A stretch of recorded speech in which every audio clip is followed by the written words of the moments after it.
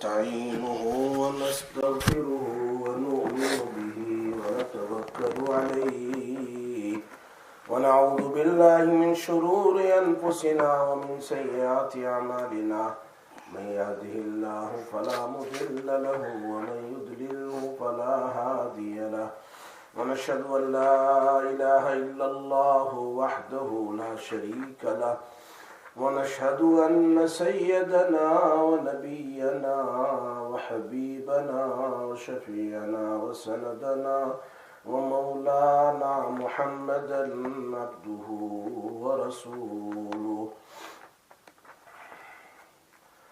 أما بعد فأعوذ بالله من الشيطان الرجيم بسم الله الرحمن الرحيم وما توفيقي إلا بالله عليه توكلت وإليه أنيب وقل رب اغفر وارحم وأنت خير الراحمين وقال النبي صلى الله عليه وسلم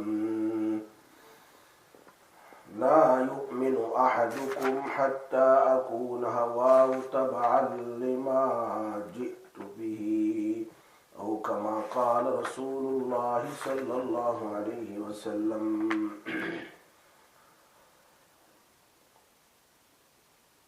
میرے دوستو، میرے بھائیوں، پردہ نشین میری محترمہ مائیں اور بہنیں،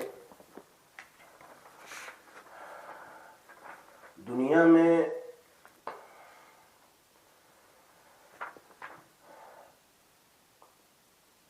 سب سے بڑی اگر کوئی کتاب ہے تو وہ قرآن کریم ہے. اس سے بڑھ کر کوئی کتاب نہ اتری ہے نہ اترے گی.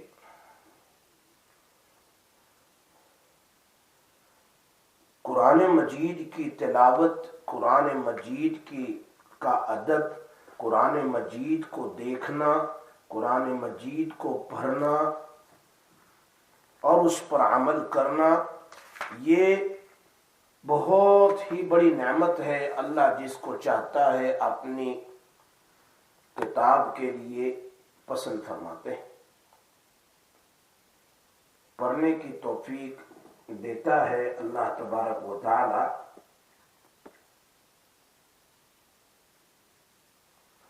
ورنہ ہماری طاقت نہیں ہے کہ ہم اپنی طرف سے کچھ کر سکیں. جس کو اللہ توفیق دے دے الحمدللہ.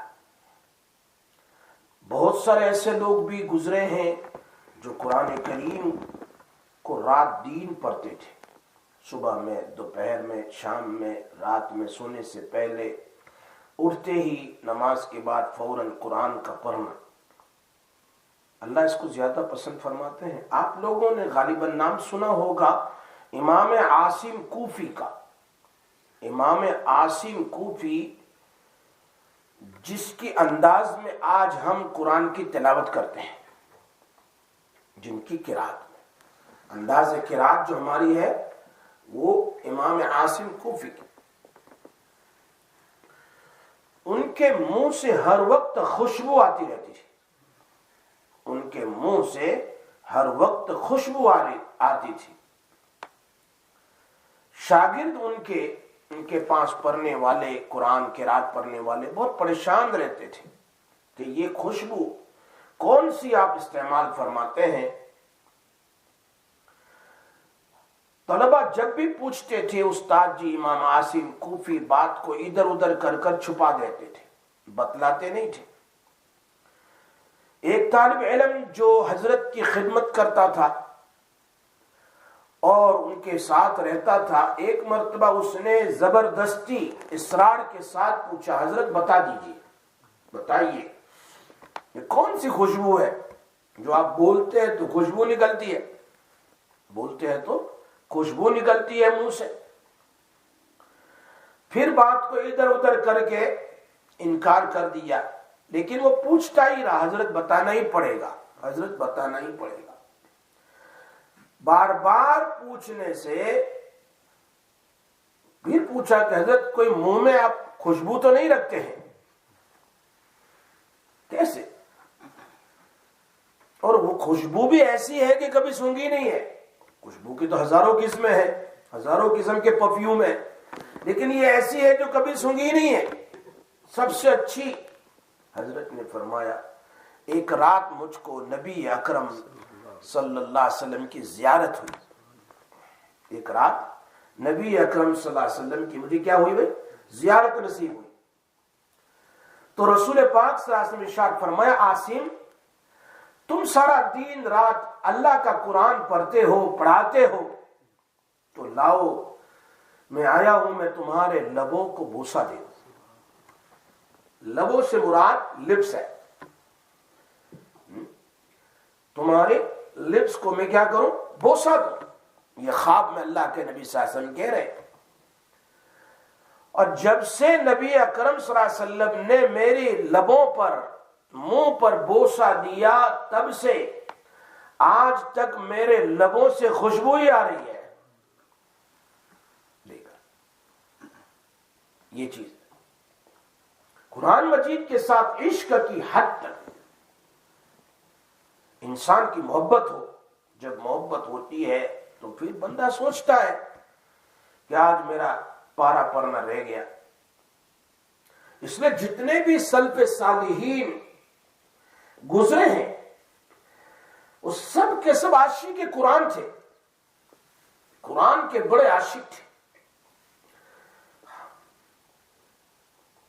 وہ تو حافظ قرآن بھی تھے، عالم بھی تھے، قاری بھی تھے، لیکن قرآن پڑھنے کا شوق تھا۔ اسی لیے اکبر نے ایک شعر کہا اس دور میں خوش نصیب ہے وہ اکبر، اس دور میں خوش نصیب ہے وہ اکبر، اپنی طرف اشارہ کیا، جس نے قرآن کو کھلا رکھا ہے، جس نے قرآن کو کھلا رکھا ہے۔ اس لیے سارے مسائل کا حل یہ قرآن کریم ہے۔ قرآن کریم سارے مسئلوں کا حل کرنے والی کتاب ہے۔ انسان پڑھے گا تو اس کے سارے مسائل حل ہو جائیں گے۔ سورہ بقرہ پڑھے گا تو گھر میں شیطان نہیں آئے گا، بھوت نہیں آئے گا، جھگڑے نہیں ہوں گے، روزی میں برکت ہوگی، بہت کچھ ہو سکتا ہے۔ جب بندہ قرآن کریم کی تلاوت کرتا ہے تو اس گھر میں شیطان نہیں آتا، فرشتے آتے ہیں، اور فرشتے تو رحمت لاتے ہیں، جھگڑا تو لاتے نہیں۔ شیطان آتا ہے تو جھگڑے لاتا ہے، جھگڑے لاتا ہے۔ اسی لیے حدیث میں ہے جو بندہ جس گھر میں بیٹھ کر قرآن کو پڑھتا ہے وہ گھر آسمان والے فرشتوں کے لیے ایسا چمکتا ہے، ایسا شائننگ ہوتا ہے وہ گھر، جیسا کہ مجھے یہاں بیٹھے بیٹھے سورج نظر آتا ہے، وہ کیسے شائننگ ہوتا ہے، وہ کیسے چاند نظر آتا ہے، وہ کیسے ستارہ نظر آتا ہے، ایسے آسمان والے فرشتے کو اس گھر میں قرآن کی روشنی نظر آتی ہے۔ معلوم ہوتا ہے قرآن تو روشنی پیدا کرتا ہے۔ اس کتاب کی محبت سے اللہ تبارک و تعالی اس کی دنیا اور آخرت دونوں بنا دے گا۔ حدیث میں ہے القرآن یشفعان، قرآن اور فاسٹنگ، یہ قیامت کے دن بندہ جب اٹھے گا نا اپنی قبر سے پریشان ہوگا، القرآن والصیام یشفعان، اس کا ہاتھ پکڑیں گے، چل پائے چل، میں اللہ کے سامنے آج تیری سفارش کرتا ہوں۔ قرآن قیامت کے دن کوئی سفارش نہیں کرے گا، اس وقت قرآن پڑھنے والے کی قرآن سفارش کرے گا۔ چل، اسی لیے قرآن حجت لک او حجت علیک، قرآن تمہارے لیے حجت سفارش ہے یا تمہارے خلاف گواہی دے گا، تمہارے مطابق یا تمہارے خلاف، جو پڑھے گا اس کے لیے گواہی دے گا، اس کو قبر میں بھی۔ اور ویسے بھی دو چیز ہمیشہ لازم پکڑنی چاہیے، ایک قرآن اور ایک سنت، یہی چیز ہے۔ حدیث میں آتا ہے ترکت فیکم امرین لن تضلوا ما تمسكتم بهما کتاب اللہ و سنتی. اللہ کے نبی صلی اللہ علیہ وسلم دنیا سے تشریف لے جا رہے ہیں، انتقال سے پہلے فرمایا دو چیزیں میں تمہارے لیے چھوڑ کر جاتا ہوں، تم اس کو پکڑو گے تو کبھی گمراہ نہیں ہوگے، کبھی پریشان نہیں ہوں گے. ایک کتاب اللہ قرآن کریم و سنتی، اور دوسری کیا ہے؟ میری سنت ہے صلی اللہ علیہ وسلم. کیا بات کہوں اقبال بھائی، بخاری شریف میں قبر میں سوال ہوگا، اس کی 7 جگہ پر امام بخاری نے حدیث بیان کی ہے. کتنی جگہ پر؟ 7 جگہ. لیکن کسی بھی حدیث میں بیان نہیں کیا کہ یہ سوال ہوگا من ربو کا ما دینو کا، تیرا رب کون ہے، تیرا دین کیا ہے. یہ سوال والی حدیث تو ابو داؤد شریف میں ہے، یہ سوال والی حدیث تو مسند احمد میں ہے. امام بخاری mentioned approximately 7 hadiths in whole Bukhari Sharif about the questions of the grave. In those hadiths, it is not mentioned at all about this question that Allah, angel are going to ask you, man rabbuka ma dinuka. اس میں جو تیسرا سوال ہے ما كنت تقول من هذا الرجل، وہ سوال لکھا ہے، وہ 7 حدیثوں میں اس کا ذکر ہے. تیرا کیا خیال ہے اس آدمی کے بارے میں، بتاؤ وہ کون ہے آدمی؟ رسول اللہ صلی اللہ علیہ وسلم. تیرا کیا خیال ہے؟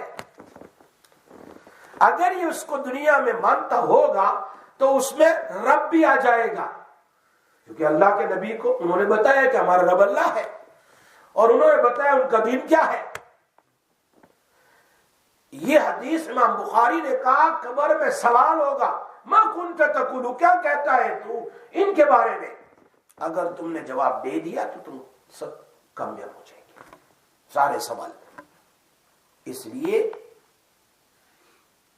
سب سے بڑی چیز ہے قرآن کریم، اور اپنے دین کے جتنے کام کاج ہے سنت کے مطابق کرنا تو ہے ہی. ہر کام کو کرنا ہے، مسجد سے نکلنا ہے، مسجد میں داخل ہونا ہے، گھر میں داخل ہونا ہے، گھر سے نکلنا ہے، ٹوائلٹ میں کرنا تو ہے ہی. ٹوائلٹ میں کون نہیں جاتا ہے؟ کون نہیں نکلتا؟ کون باتھ روم میں نہیں جاتا؟ کون وضو نہیں کرتا؟ کون سونے نہیں جاتا؟ کون کھانا نہیں کھاتا؟ کام تو ہم کرتے ہی ہیں، صرف اس کو ذرا سا بدلنا ہے کہ اس کام کو سنت کے مطابق کر لو، ہو گیا کام. کھانا کھاتے ہیں، اب سنت کے مطابق کھاؤ، ہاتھ دھو لو، بسم اللہ پڑھو، کھاؤ. کھانا تو کھانا ہی ہے، کھانا کھا لیا، اب ہاتھ دھو لو، دعا پڑھ لو، سنت کے مطابق ہاتھ تو دھونا ہی ہے. اس طرح ہر سنت کو صرف تھوڑا سا بدلنا ہے کہ میرے نبی صلی اللہ علیہ وسلم کی سنت ہے، اس کو میں ادا کروں. دین میں ایسے 50 کام آپ سنت کے مطابق کریں گے تو پوری زندگی میں کتنی سنت ادا ہو جائے گی. علیکم بسنتی عند فساد امتی فلہو اجر 100 شہید.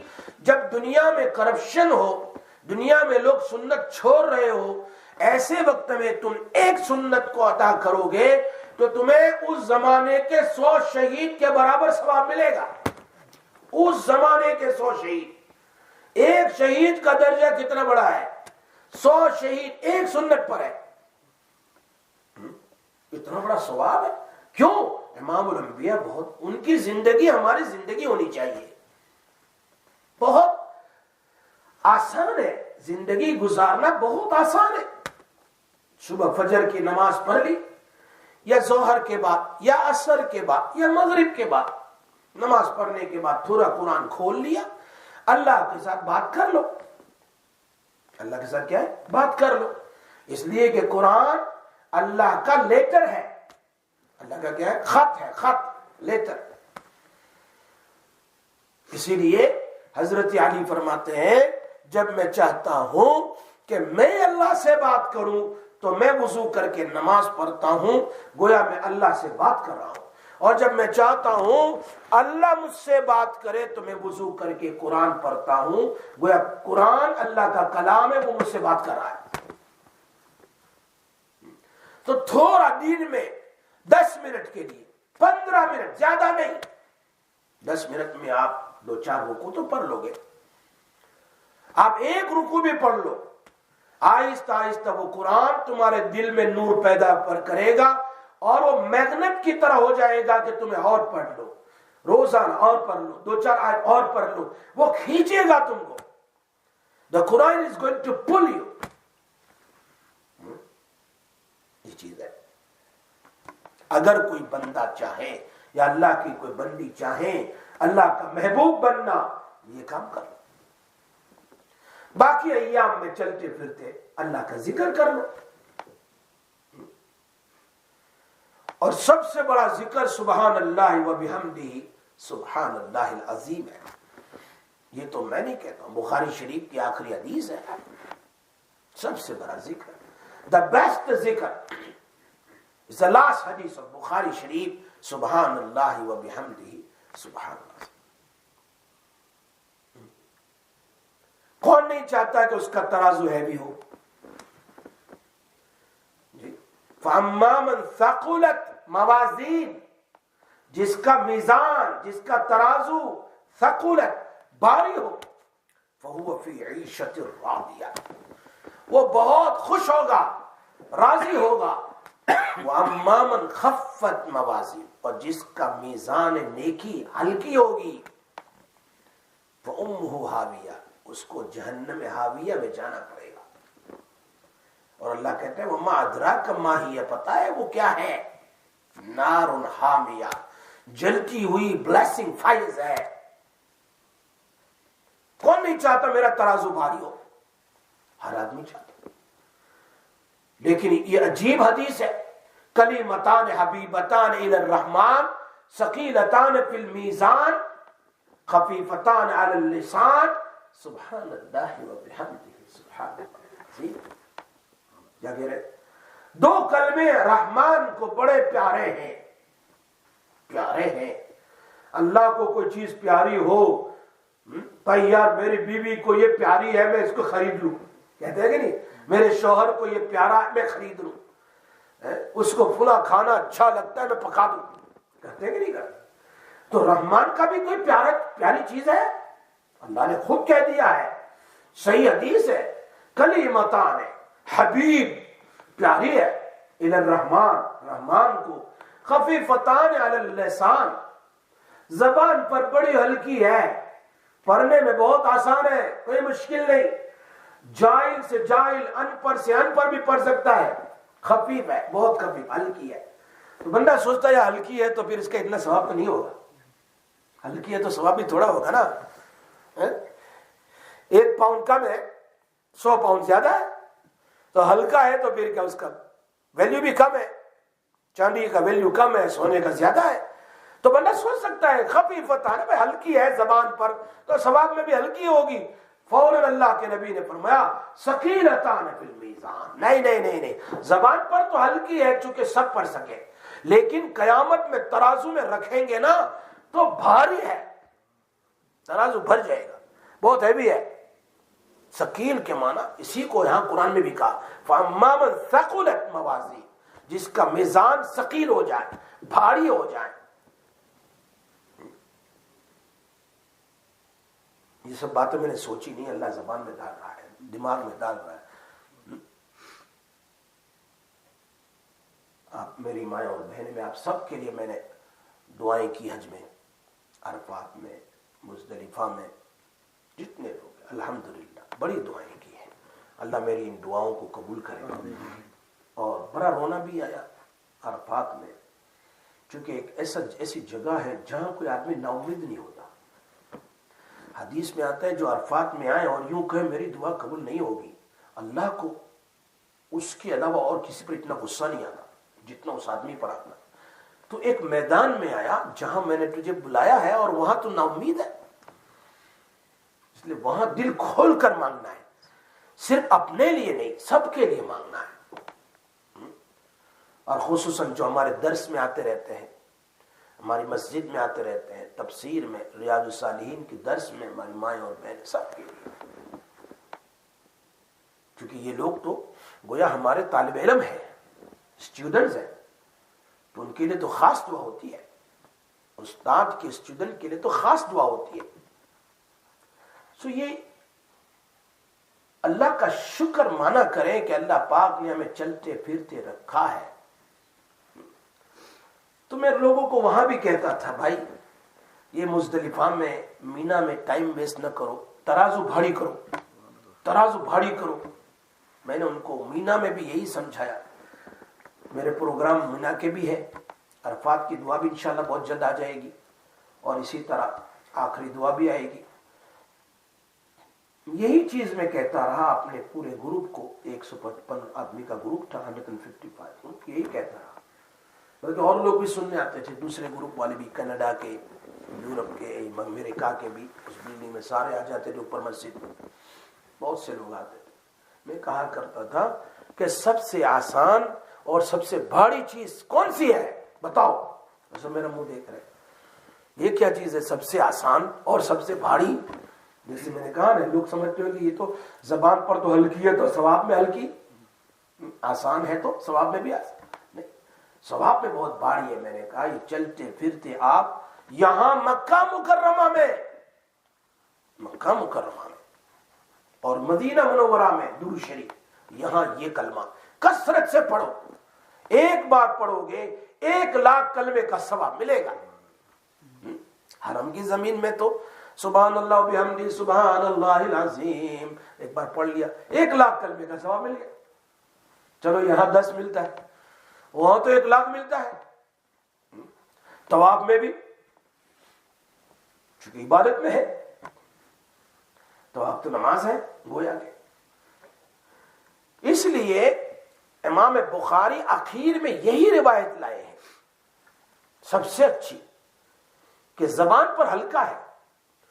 تو میں آج کے اس سبق میں 3 چیزیں بتلانا چاہتا ہوں کہ قرآن کریم کو آپ پکڑو، چاہے 5 منٹ کے لیے بھی ہو، 10 منٹ 5 منٹ کے لیے بھی قرآن کھول کے ذرا سا پڑھ، آہستہ آہستہ شوق پیدا ہوگا. اور یہی قرآن قبر میں بھی اور قیامت میں ہمارا ساتھ دے دے گا. کوئی نہیں ہے، قرآن ہمارے ساتھ ہے، قرآن ہمارے ساتھ ہے. یقین کے ساتھ بندہ قرآن کے ساتھ تعلق پیدا کرے تو اللہ اس کی دنیا بھی بنا دے گا اور اس کی آخرت. لیکن یقین ہونا ضروری ہے. یقین کا ہونا کیا ہے؟ ضروری ہے. اور اسی میں سب کچھ ہے. قرآن کے سارے ہمارے سارے گھریلو فیملی مسائل کا حل قرآن میں ہے. نبی اکرم صلی اللہ علیہ وسلم جب ان پر کافر لوگ الزام لگاتے تھے، باتیں بناتے تھے، اللہ کے نبی کا دل دکھتا تھا. کبھی پاگل کہتے تھے، کبھی جادوگر کہتے تھے، میجیشین کہتے تھے. Sometimes they used to call him جی شاعر کہتے تھے، کبھی کیا کبھی کیا کبھی کیا. سو اللہ تعالیٰ کیا فرماتے؟ ہم آپ صلی اللہ علیہ وسلم کے اوپر قرآن کو آہستہ آہستہ، کبھی 1 آیت، کبھی 5 آیت، کبھی 1 رکوع، کبھی 1 سورت اتارتے تھے. کیوں؟ ان کے دل میں تھوڑا غم پہنچا ہے، دکھ پہنچا ہے. ذالک لنثبت بہ فؤادک، اے میرے نبی اس قرآن سے ہم تمہارے دل کو مضبوط بنائیں گے، سارا غم ختم ہو جائے گا. یہ قرآن معلوم ہوتا ہے انسان کے غموں کا مرہم پٹی قرآن ہے. یہ گویا نسخہ شفا ہے، بہت زبردست. 1 پارہ پڑھ لو، آدھا پارہ پڑھ لو، کوتر پارہ پڑھ لو، لیکن اللہ سے بات کر لو، اللہ کو راضی کر لو. اللہ کے نبی صلی اللہ علیہ وسلم کو قرآن جب اترتا تھا تسلی ملتی تھی. یہ برکت ہے قرآن پاک کی. اگر آپ چاہتے ہیں آپ کے غم دور ہو، تسلیاں ملے، پریشانی دور ہو، تو آج کوئی بھی غم زدہ اللہ کے قرآن کریم کی تلاوت کرے گا، خدا پاک کی قسم اس کے دل کو سکون مل جائے گا، تسلی مل جائے گی۔ لیکن جب ہم پر غم آتا ہے تو ہم کس کو یاد کرتے ہیں؟ شکوے شکایت کی باتیں کرتے ہیں۔ لیکن قرآن مجید کے ساتھ صحابہ جیسی محبت ہوتی تو صحابہ جیسا انس بھی پیدا ہوتا، کسی اور چیز کی ضرورت نہیں ہے۔ پریشانی ہے، قرآن کھولو۔ اس لیے تنہائی میں بیٹھ کر اللہ سے قرآن کریم کو پڑھنا چاہیے۔ کتابوں میں ایک واقعہ لکھا ہے کہ ہندوستان میں ایک شہر میں مسلمان اور ہندو ساتھ رہتے تھے۔ ہوتا تھا نیبر ہندو ہے، نیبر مسلمان۔ ایک ہندو گھرانہ تھا، ہندو گھرانہ، اور وہ ہندو، وہ کہتے ہیں نا اس کو، کٹر ہندو تھا، ہندوازم میں بہت سخت تھا۔ ان کی ایک چھوٹی سی بچی تھی، اسکول پڑھتی تھی۔ ایک اور اسکول کی اس کی فرینڈ تھی، وہ مسلمان تھی، وہ اس کی پڑوسی تھی، اسی محلے میں رہتی تھی، لیکن وہ مسلمان کی لڑکی ہے، یہ ہندو کی لڑکی ہے، لیکن اسکول میں دونوں کیا ہے؟ فرینڈز ہیں۔ وہ بھی اسکول پڑھتی تھی، یہ بھی۔ اب یہ آپس میں ایک دوسرے سے محبت کرتے تھے، چھوٹی بچیاں ہیں۔ تو جب گھر ٹیچر ہوم ورک دیتا ہے تو یہ ہندو لڑکی مسلمان کے گھر چلی جاتی تھی اور ساتھ میں بیٹھ کر دونوں ہوم ورک کرتی تھی۔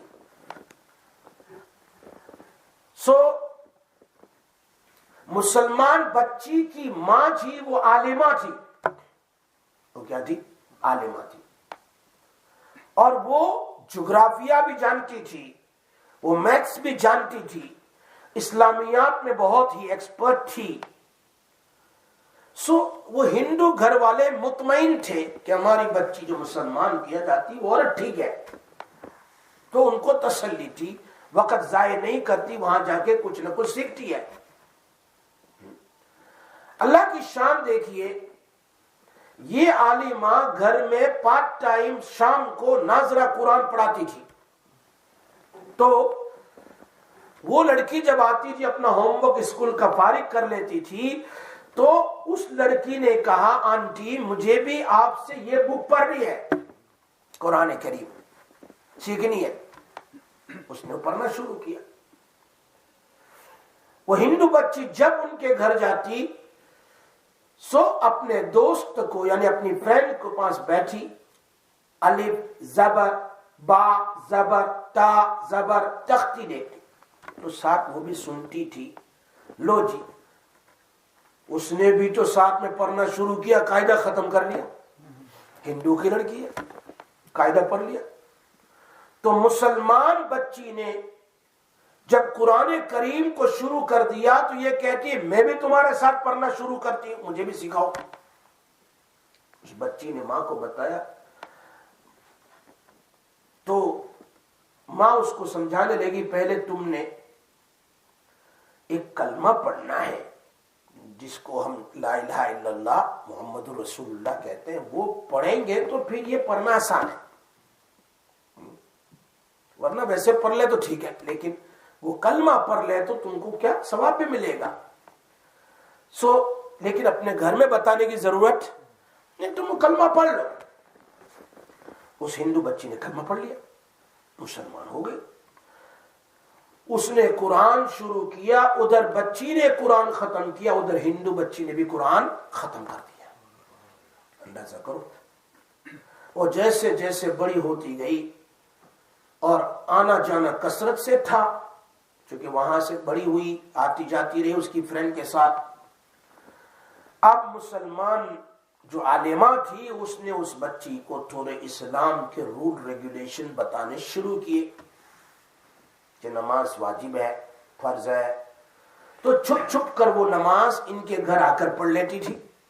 مسلمان تو ہو چکی تھی، نماز پڑھتی تھی، मगर घर में जाकर हिंदू की तरह रहती थी, इधर आकर नमाज पढ़ती थी, इसलिए कि माँ बाप से भी डरना होता था क्योंकि बहुत कट्टर हिंदू थे वो लोग। अल्लाह की शान देखिए, अब उस लड़की की शादी का वक्त आ गया, बड़ी हो गई।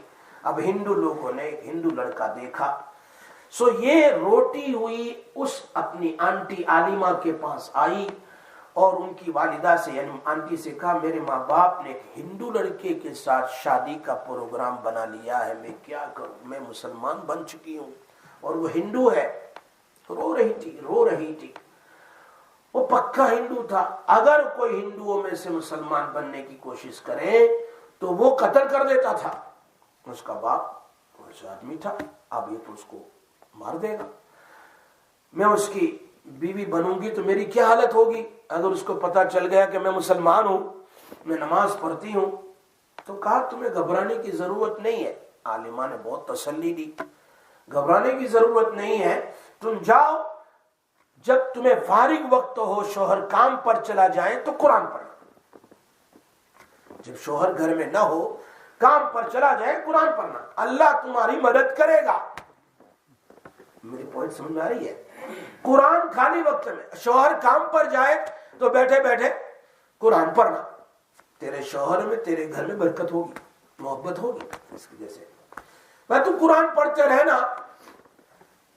उसने कहा कुरान तो मेरे पास नहीं होगा, मैं तो हिंदू घर में जा रही हूं, यहां कुरान तुम्हारे पास है, क्या होगा मेरा, कहां से लाके पढ़ूंगी, मैं हाफिजा तो हूं नहीं।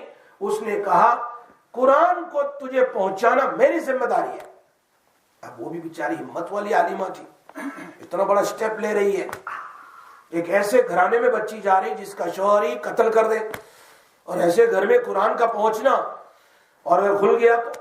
जब शादी का एक दिन रह गया तो मुसलमान बच्ची की वालिदा जो थी, वो आलिमा जो थी, उसके वालिदैन को पैगाम भेजा कि तुम्हारी बच्ची की शादी है और ये मेरी बच्ची की फ्रेंड बनती है, क्लास फेलो है और हमारे बच्ची के साथ अच्छी दोस्ती है, तो मैं उसको कोई हदिया देना चाहती हूँ, तोहफा देना चाहती हूँ।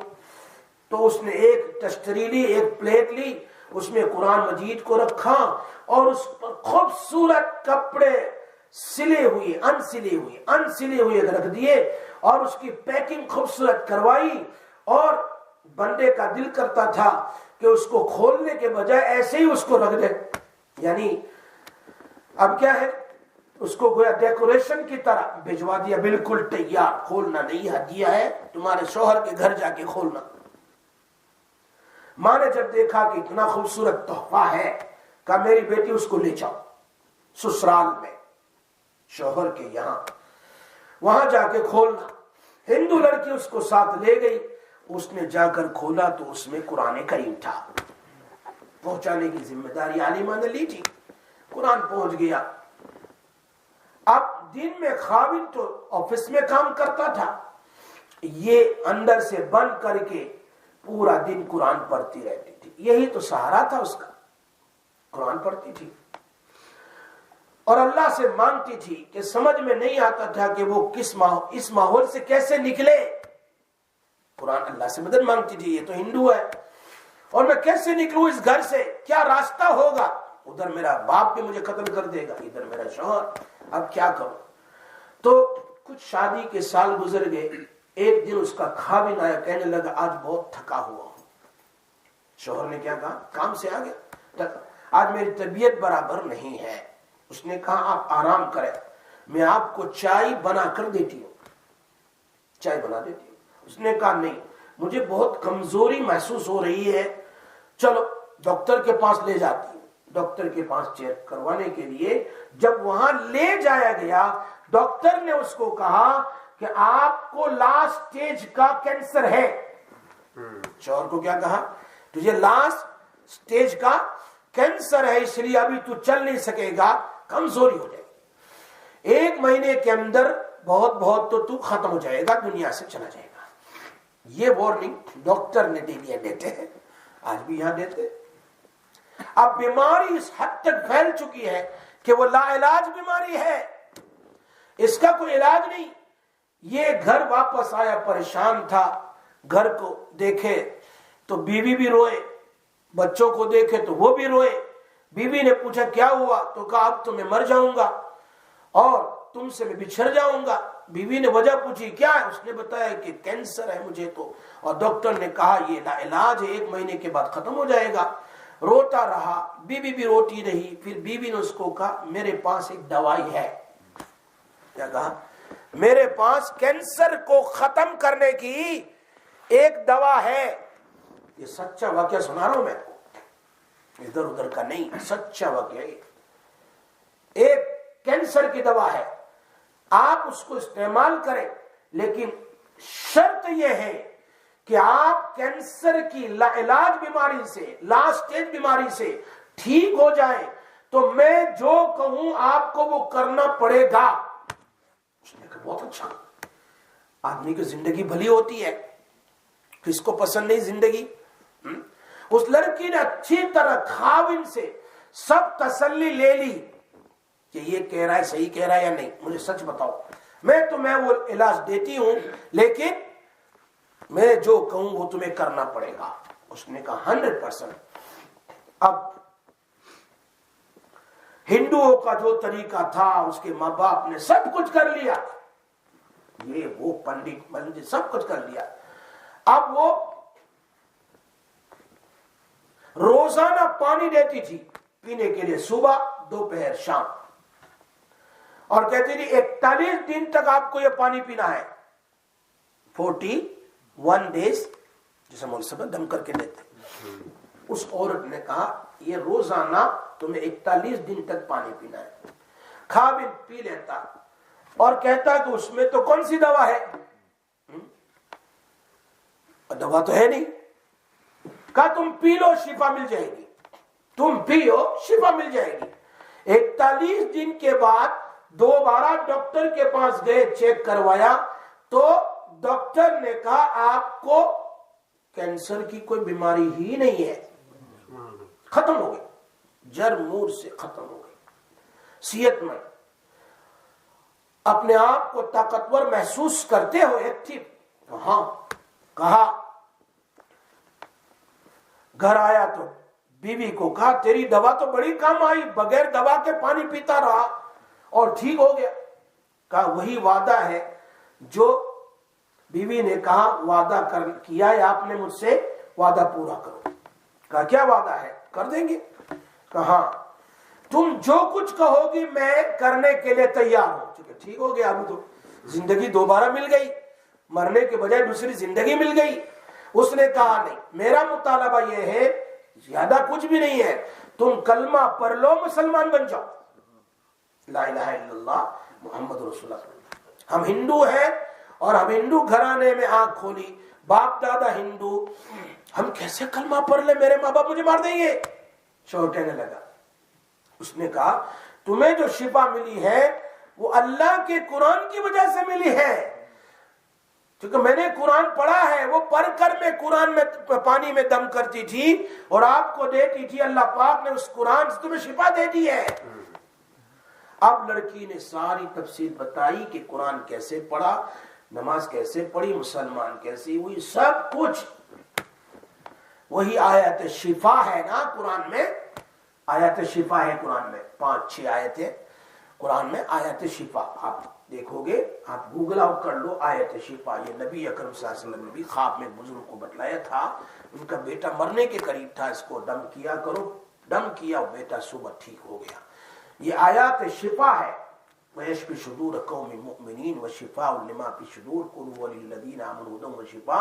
ये 5-6 आयत है जो आप देख सकते हैं, कहीं भी लिखी हुई होगी, या बल्कि तुम गूगल करो आयत शिफा, फौरन आ जाएगी। समझ में आई बात? तो ये है कुरान करीम की बरकत। तो मैंने आज के सबक में कुछ सोचा कुछ और था, लेकिन अल्लाह पाक ने कुछ और कहलवाया।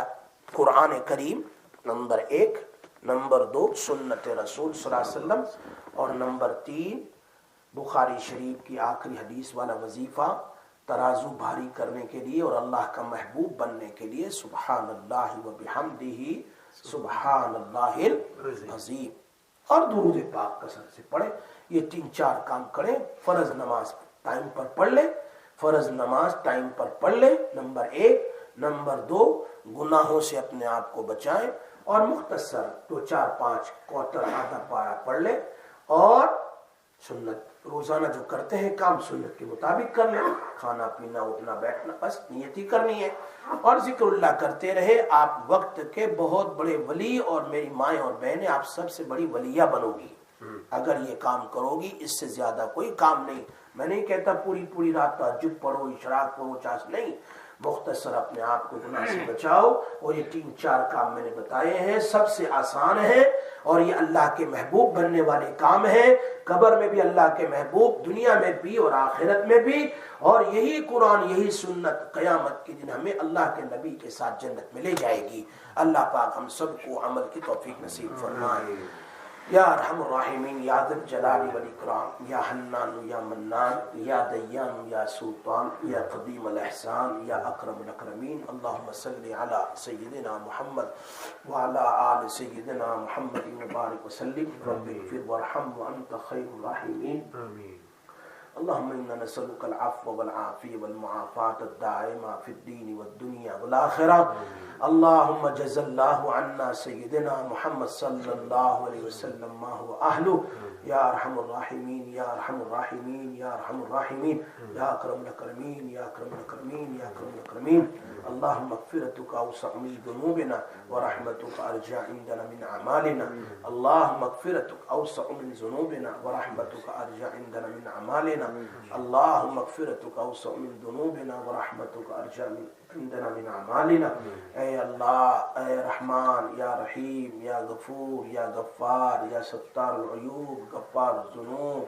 ऐ अल्लाह हमारे गुनाहों को माफ़ फरमा दे। अल्लाह हमारे गुनाहों को माफ़ फरमा दे। छोटे बड़े जाने अनजाने जो भी गुनाह किए अल्लाह तू माफ़ फरमा दे। ऐ अल्लाह तू रहम फरमा दे, अफ़्व दरगुज़र का मामला फरमा दे। हमारी आल औलाद की मग़फ़िरत फरमा दे। हमारे माँ बाप, भाई बहन, रिश्तेदार, अक़ारिब, पूरी उम्मत की मग़फ़िरत फरमा दे। ऐ अल्लाह जितने लोग आए हैं दर्स में शामिल है, ऐ अल्लाह सबकी मग़फ़िरत फरमा दे। ऐ अल्लाह सबकी मग़फ़िरत फरमा दे। ऐ अल्लाह सबकी मग़फ़िरत फरमा दे। ऐ अल्लाह तकब्बुर से, हसद से, बुग़्ज़ से, कीना से, कपट से, गिबतों से, बुराइयों से, गुनाहों से, ऐ अल्लाह बिदअतों से हमारी आल औलाद की, हमारी नस्लों की हिफाजत फरमा। या अल्लाह कुफ्र से, शिरक से, बिदआत से, बिगड़ने से, फिसलने से हमारी आल औलाद की हिफाजत फरमा। ऐ अल्लाह हम फ़कीर है, अल्लाह हम फ़कीर है, अल्लाह हम फ़कीर है। तूने ही कुरान में हमें फ़कीर कहा है, इन्नमस सदक़ातु लिल फ़ुक़रा या अय्युहन नास अंतुमुल फ़ुक़रा। तूने हमें फ़कीर कहा है अल्लाह, और सदक़ात फ़कीरों के लिए होता है, सदक़ात फ़कीरों के लिए होता है। ऐ अल्लाह हम तेरे दर पर तेरे नबी के कलाम को पढ़कर तुझसे तेरी रहीमी का सदका मांगते हैं, तेरी ऐ अल्लाह मग़फ़िरत का सदका मांगते हैं। ऐ अल्लाह तेरी सत्तारियत, ऐ अल्लाह तेरी करीमियत का सदका मांगते हैं। हम पर करम फरमा दे, रहम फरमा दे, फजल फरमा दे। ऐ मेरे मौला, तूने कुरान में फरमाया वअम्मस्साइल फला तनहर, जब भिखारी तुम्हारे दर पर आए तो उन्हें झिड़कना नहीं, उसे कुछ न कुछ दे देना। ऐ अल्लाह तूने बंदों को कहा है, ऐ अल्लाह तेरी शान तो सबसे आला है, हम भी तेरे दर के भिखारी है, हम भी तेरे दर के भिखारी है, हम भी तेरे दर के भिखारी है। तेरे दर पर आए हैं अल्लाह में खाली हाथ न लौटा। ऐ अल्लाह जितने लोग आए सबकी मग़फ़िरत फरमा दे, सबकी मग़फ़िरत फरमा दे। ऐ अल्लाह या रहमान पूरी उम्मत की मग़फ़िरत फरमा दे, जिंदों की मुर्दों की मग़फ़िरत फरमा दे। ऐ अल्लाह जो बात कही जाती है, सुनी जाती है, हमें सबसे पहले अमल की तौफ़ीक नसीब फरमा, सबसे पहले हमें अमल की तौफ़ीक नसीब फरमा, पूरी उम्मत को उस पर अमल की तौफ़ीक नसीब फरमा। या अल्लाह मेरा ये प्रोग्राम इलाहुल आलमीन जहाँ जहाँ तक जा रहा है, लोग सुन रहे हैं, ए अल्लाह सुनाने वाले और पहुँचाने वाले, ऐ अल्लाह और सुनने वाले सबकी मग़फ़िरत फरमा, सबको अमल की तौफ़ीक नसीब फरमा। जो मोहब्बत और प्यार के साथ दर्स में शामिल होते हैं तेरे नबी की मोहब्बत में, अल्लाह सबको तेरी शान शान मोहब्बत नसीब फरमा। अल्लाह तेरी शान शान मोहब्बत नसीब फरमा, तेरी शान शान मोहब्बत नसीब फरमा। सबके घरों में सुकून नसीब फरमा, आफियत नसीब फरमा। बीमारियों से, परेशानियों से, छोटी बड़ी हर किस्म की बीमारियों से हमारी आल औलाद की नस्लों की हिफाजत फरमा। अल्लाह اپنے فضل و کرم سے، اپنے رحم و کرم سے مجھے شفا عطا فرما، عافیت نصیب فرما اے اللہ، عافیت نصیب فرما، اور دین کا کام اے الہ العالمین اخلاص کے ساتھ کرنے کی توفیق نصیب فرما اے اللہ، میں للہیت نصیب فرما، ریاکاری سے ہماری حفاظت فرما اللہ، اپنے فضل و کرم سے، اپنے رحم و کرم سے ان آمین کہنے والوں کی آمین کے ساتھ ہماری آمین کو ملا کر ہماری دعا اور توبہ قبول فرما۔ وصلی اللہ تعالی علی سیدنا محمد وآلہ وسلم اجمعین برحمتک۔ الله أكبر الله أكبر لا